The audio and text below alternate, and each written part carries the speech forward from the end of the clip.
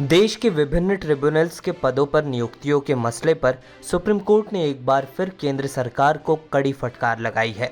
अदालत ने सरकार से 2 हफ्तों में सभी नियुक्तियों की जानकारी मांगी है। साथ ही केंद्र सरकार के खिलाफ कोर्ट की अवमानना का केस चलाने की भी चेतावनी दी है। सुप्रीम कोर्ट ने केंद्र सरकार से सवाल किया है कि जब कमेटी ने ट्रिब्यूनल्स के कैंडिडेट्स के सभी नाम फाइनल कर सरकार को दे दिए हैं, फिर अब तक इन पदों पर नियुक्ति क्यों नहीं की गई। प्रधान न्यायाधीश एन वी रमन्ना ने सुनवाई के दौरान कहा कि सरकार चेरी पिक की नीति से नियुक्ति कर रही है। सीजीआई एन वी रमन्ना ने कहा कि सरकार जिस तरह से फैसले ले रही है उससे हम बेहद नाखुश हैं। उन्होंने कहा, मैं भी एनसीएलटी चयन समिति का हिस्सा हूँ। हमने 544 लोगों के साक्षात्कार लिए, जिनमें से 11 न्यायिक सदस्य और 10 तकनीकी सदस्यों के नाम फाइनल किए गए, लेकिन इनमें से केवल कुछ को ही सरकार ने नियुक्त किया, बाकी प्रतीक्षा सूची में डाल दिए गए।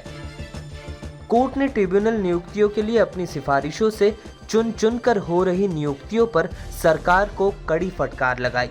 बहस के दौरान सीजीआई ने कहा, 2 हफ्ते के बाद सभी लोगों के नियुक्ति पत्र के साथ या तो वापस आइए और अगर किसी की नियुक्ति नहीं हुई है तो उसका कारण बताइए।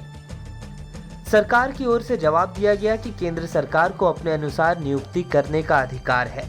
सुप्रीम कोर्ट की आपत्तियों पर केंद्र सरकार के वकील ने कहा कि सरकार के पास अधिकार है कि वह सभी सुझावों को न माने।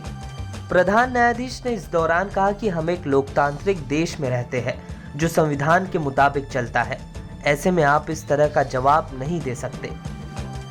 जस्टिस एल नागेश्वर राव ने सरकार के वकील के इस जवाब पर कहा कि फिर चयन समिति की पवित्रता कहाँ रह गई। सीजीआई ने कहा कि हमने इंटरव्यू लेने के लिए पूरे देश की यात्रा की, हमारा समय बर्बाद क्यों किया गया।